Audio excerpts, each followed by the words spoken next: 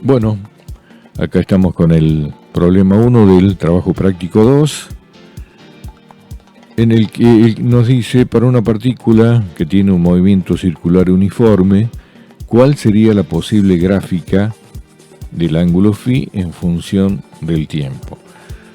Esto es sencillo en realidad. Si ustedes han leído la teoría, van a ver que hay ciertas similitudes entre el movimiento circular uniforme y el movimiento rectilíneo uniforme, ¿sí? En el rectilíneo uniforme, el móvil recorre distancias iguales en tiempos iguales, ¿verdad?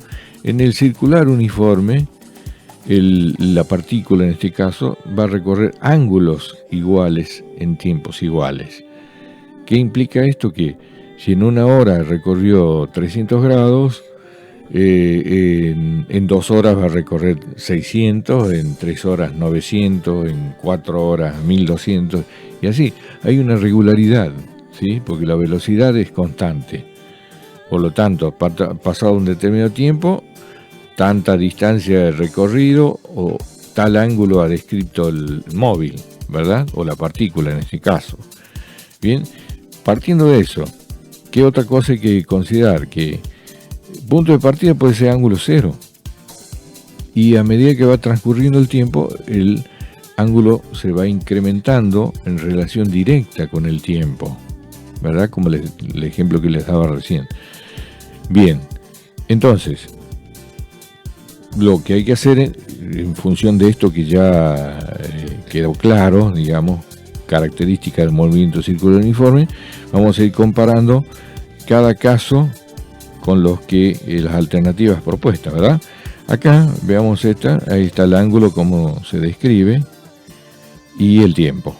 En este tramo, en este lapso de tiempo, ustedes vean que el ángulo es pequeño el que ha crecido, pero en un mismo lapso de tiempo, desde acá hasta acá, por ejemplo, ya se nota la diferencia.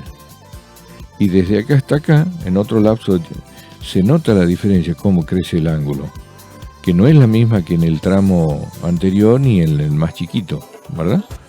Entonces, esta gráfica no corresponde a un movimiento circular uniforme en lo que respecta a la descripción o el desarrollo del ángulo, digamos, en función del tiempo, porque no guarda la regularidad de la que le hablaba.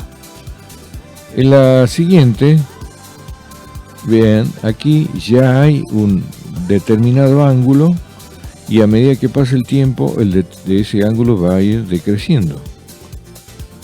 No es el caso este, porque no hemos establecido un punto de partida para definir ángulos positivos o ángulos negativos.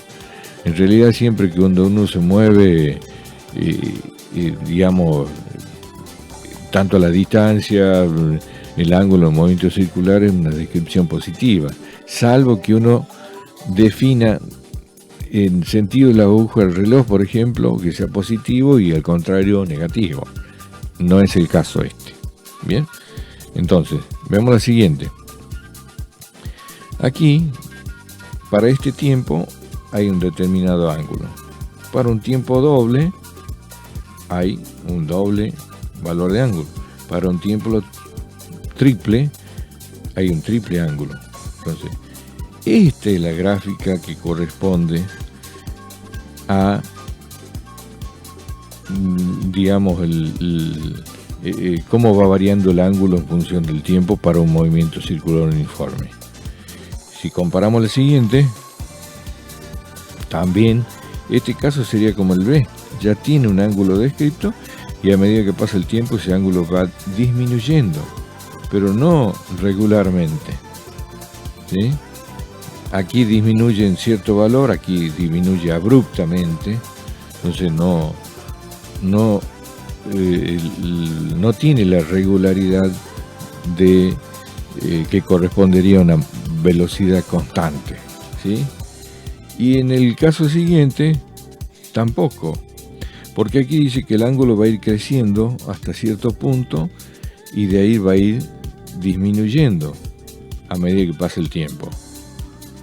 Bien, entonces de todas estas gráficas la única que coincide es esta. Así lo tienen que manejar, ¿sí? Tienen que ver las características de lo que se propone, bien vistas las características, para recién poder hacer una comparación.